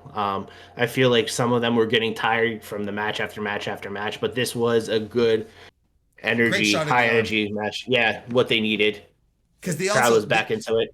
Because they obviously like I said, the Waves and Curls entrance was one thing, but then Kings of the District, they have a Paramore song as their entrance theme, so everyone's skanking. Then everything was just like a shot in the arm. You could not be energized by everything that was happening. Trish Adora, one of my favorite wrestlers.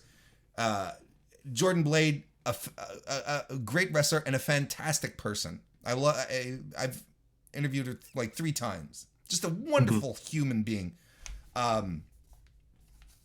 This was a lot of fun. I enjoyed it too.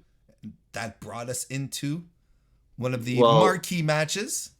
Before we go to that, it was interesting at the end. Trish gets the mic first, passes it to Jordan, passes it to Eel, and Eel's the one who calls out Biff. That's very interesting to me. Mm-hmm. I like Il Neil, the African American horror story. He has come into his own, through the help of Beyond and Uncharted Territory and some of the other, areas that he's been. But yeah, give me that too.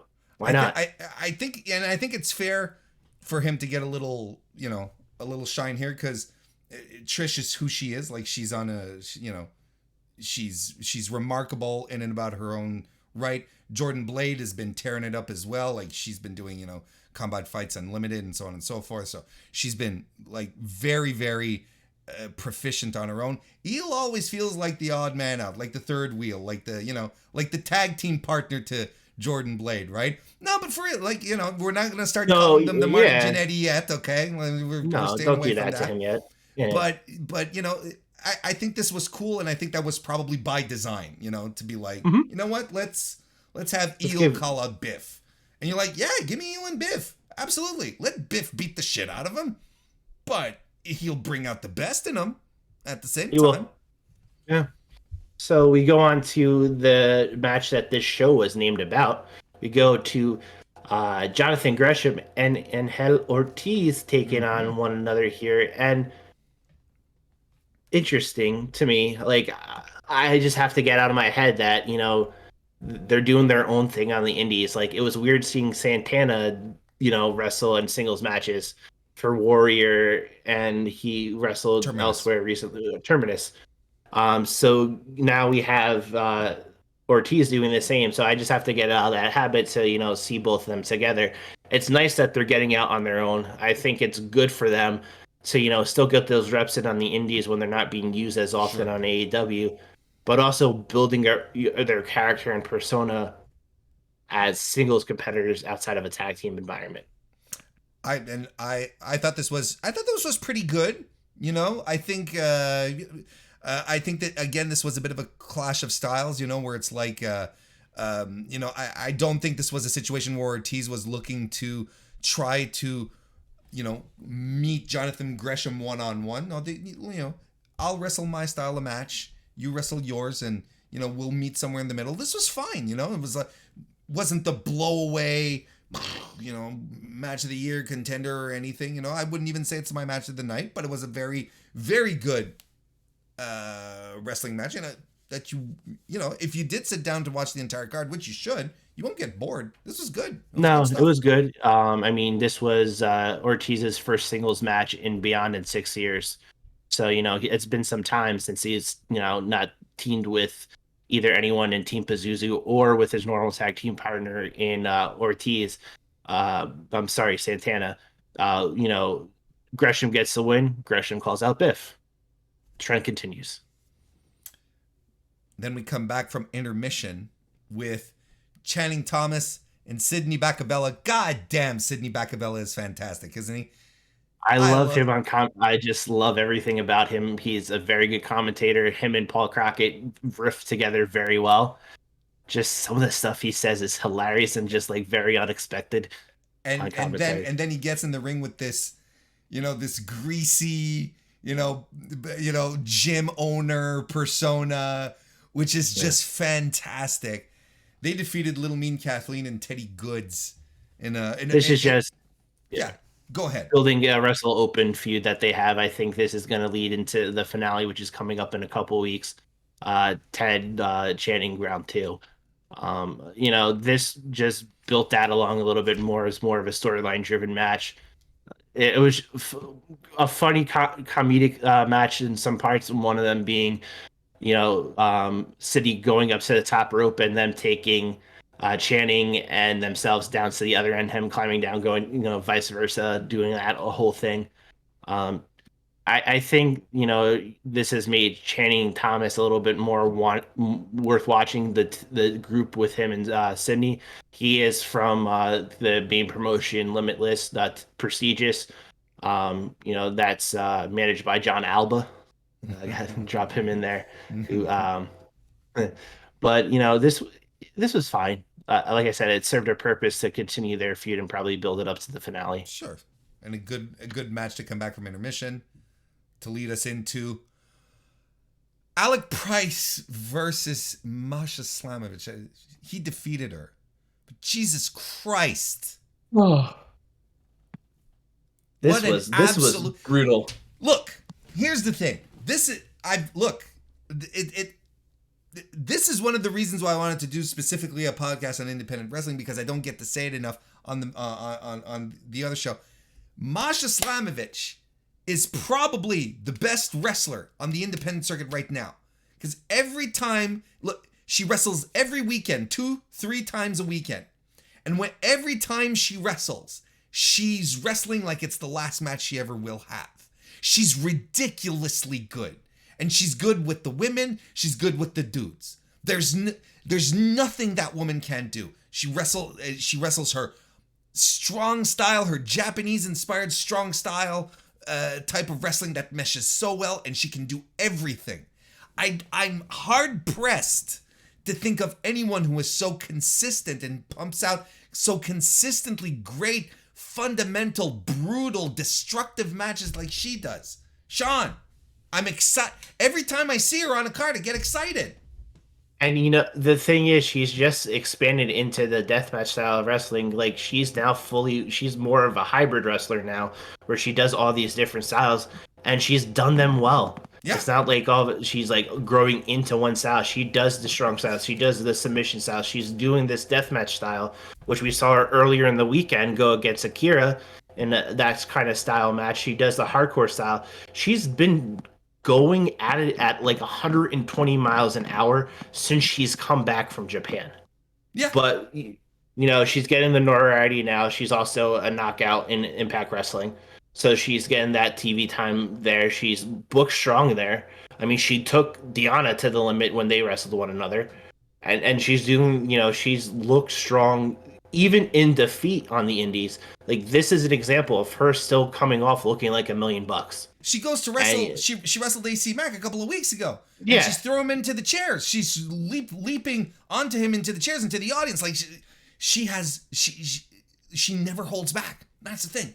She never, ever holds back. Her body is a weapon from top to bottom. It's extraordinary. And this match was fantastic. We get a burning hammer into the turnbuckles. Yeah. Jesus. Alex is busted open. And look, yeah, he got busted open. And look, let's shine some praise on Alex Price as well, because these two were perfect together, because Masha just wants to beat people up, and and Alec Price has this violence about him, like this but violence isn't the right word. He's I'll think of it. I'll think of it, but he has this sadistic side to him. Yes. Yeah, viciousness, yeah. So, like, he can turn it up. He's also had a very strong quarter. I would say he's had a very strong back half of 2021 into 2022. Sure. Oh, absolutely. Like, he's been coming, and he's been looking like the ace of beyond. He defeated Dickinson in a very good competitive match, and, he's taken that, and he's ridden with that momentum. And this is another example of that momentum that he's ridden. Just like Channing Thomas and Cindy Bacavella, he also calls out Biff for a match. Another, this, I would say this is 1B besides him, Biff and Kimber, which is 1A. Give me one of those two first. Yeah, I agree. I'm fine either way. We're getting excited. We're getting the dream matches pumping up, which is good. And then, as if Alec Price and Masha Slamovich wasn't good enough, we get fucking Willow Nightingale defeating Jordan Grace in an extraordinarily good match. It was, a very, very, very good match. Probably one of Willow's best. And there's another woman who within the past 2 years has grown, because you could see things with Willow. You could see she's got something, and again, that natural charisma she has, that very natural charisma she has, effortless charisma, maybe is how we should call it, right? Because she doesn't have to do much to get the audience to back her. She has the presence. She understands how wrestling goes. But you were like, man, you'd look at her matches like, not quite there yet, not quite there yet. And then all of a sudden, the Ring of Honor stuff happens. She gets, she pops up on AEW, and we're seeing a different Willow Nightingale as far as her in-ring talent goes. Because it's the Confidence in same. her. What's that? I think it has a lot to do with just her getting confident in herself again. Remember this, 2 years ago she had that major neck surgery. Sure. And it's good, and But it's even good to when see she her. was even when she was eye candy in WoW Women of Wrestling, because that was her name. That's the name Oh, Dave McClain decided to give her. That eye candy. The Twitter account is still out there. Even back then, she had the presence, and you could tell that there was stuff there, but she couldn't quite get it. But yes, there was the surgery. I agree. But Jesus, this was incredibly good. Again with Jordynne Grace, the night after her fantastic match with Alley Catch, comes over to the Northeast and drops a fantastic one with Willow Nightingale again. Like, this was great. One of my favorite matches of the night, if not my match of the night. give me more independent Jordynne Grace on the indie scene. Originally, Willow was supposed to be in that 6-person tag and then initially, Jordan and Lufisto were supposed to take on Layla and Masha. Lufisto pulled because of her back, and then we got Willow, Jordan, and then we're gonna have Kimber and what's it called? Kimber and Layla, and all that. Yeah. Those changes happened. But I mean, one thing that Willow didn't do is call up Biff B6. She still has a score to settle with Alec Price, and before Alec goes after Biff, she has to go through he has to go through her. And that's going to be something. Which brings us to our main event, where Wheeler Yuta was defeated by the man of the hour, Biff Busick. Very dope match. I think kind of the match you expect, unless you only know Wheeler Yuta from AEW, where this was probably a revelation to you. Oh, he knows more than a top row splash and a quick pin. Oh, He knows a lot of stuff. He does. Trained by Gulak and Tracy Williams, so he has that little bit of the technical side in him down pat. I will say I did appreciate this match a little bit, just because for people who may have been watching Yuta because they know this name from AEW, they get this insight about how vicious Yuta can be, and this viciousness from Yuta is something that happened over the course of the second half of the year last year. Yeah. After he won the independent wrestling title. I think, Yuta has finally gotten it in terms of understanding how to become a full, well-rounded performer. I do think, he should have. I wanted this to go a little bit longer. I mean, I just enjoyed this one a little bit. Yeah. This was my match in the night. Biff just finishing recovering from COVID. Maybe, he didn't want to go that long, which we understand. Whatever the case may be, I didn't know at the same time too. Then again, you don't need a 35-minute no, you don't. main event either. You know what I mean? No, this was straight to the point. I mean, But that's par for the course for Biff too, right? Biff yeah. He comes in at Smash Mouth. I'm gonna beat. He's you all up, business, in and out. So this was a really good way to cap off the event. Biff knows about everyone calling him out. Everybody comes out. And who's going to step up? And it looks like Alec was ready to step up, but what happened? Why aren't we getting Alec, and why aren't we getting that yet? Because Fandango showed up. The guy who beat Chris Jericho at WrestleMania? Yeah, that guy. That's exactly the guy. You know what? I'm for it. Why not? Are you? Listen, I've been enjoying Dango's work on the indies, primarily in Limitless. Before he decided to choose his narrative as like the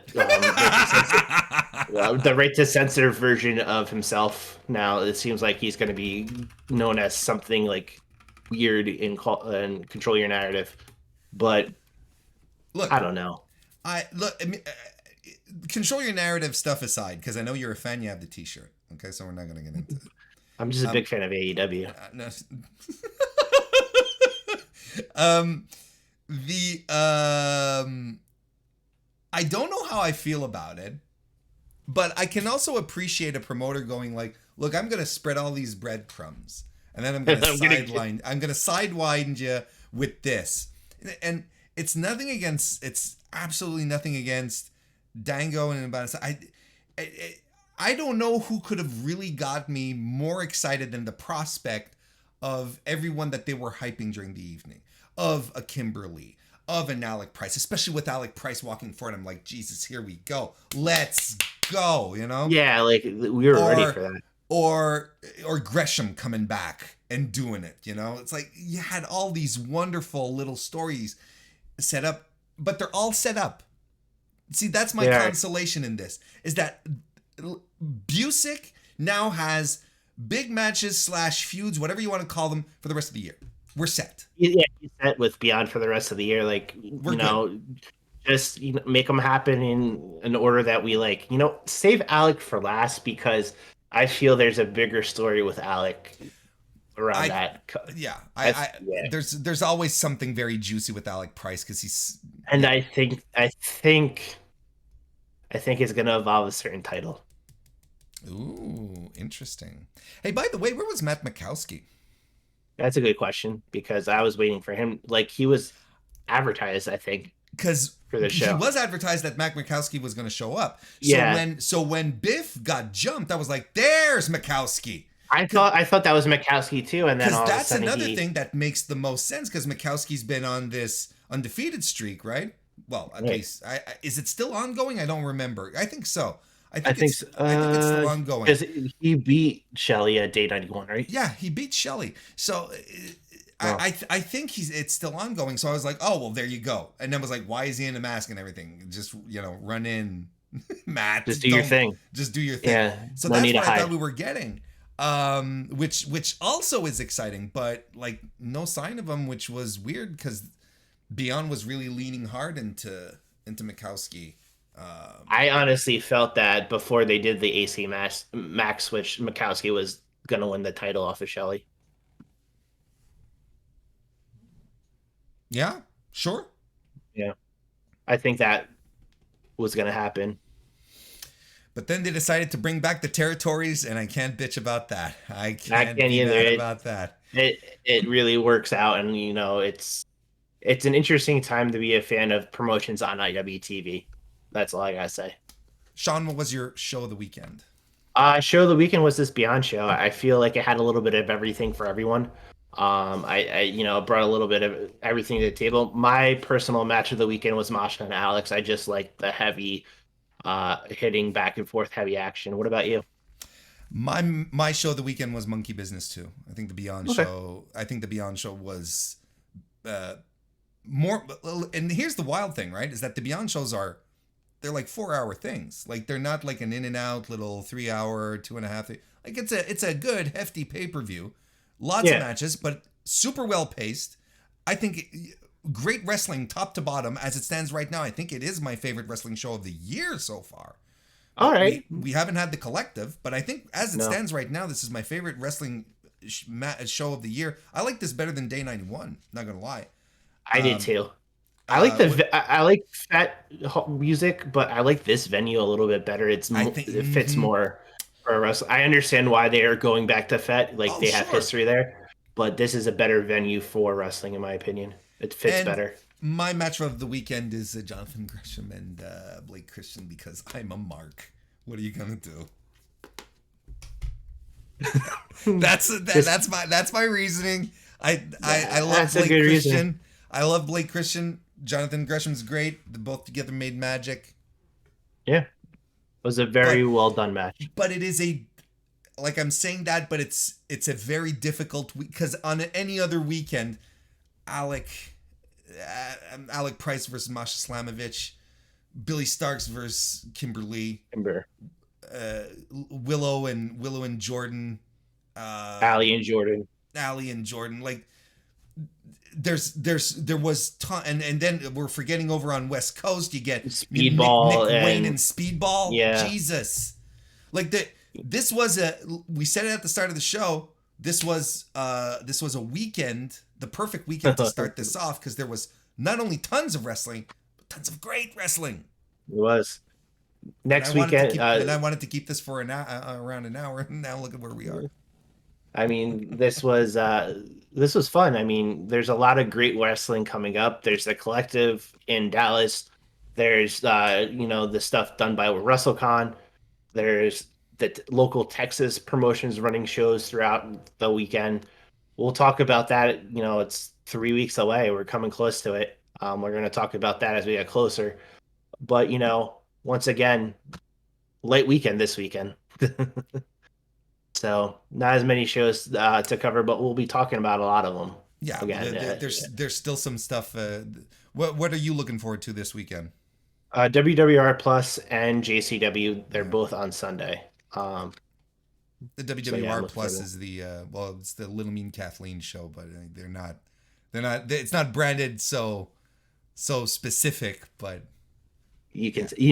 It is. She will be facing someone who is not like most girls, promised by Cindy Bacabella.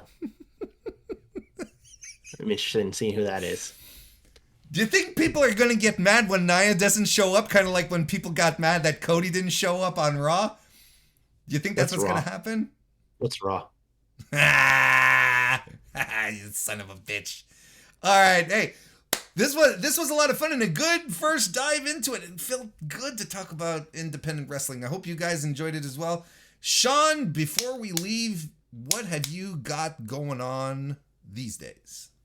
So I run a podcast on the Count Out Podcast Network called Pure. It's all about Ring of Honor from 2002 to 2021.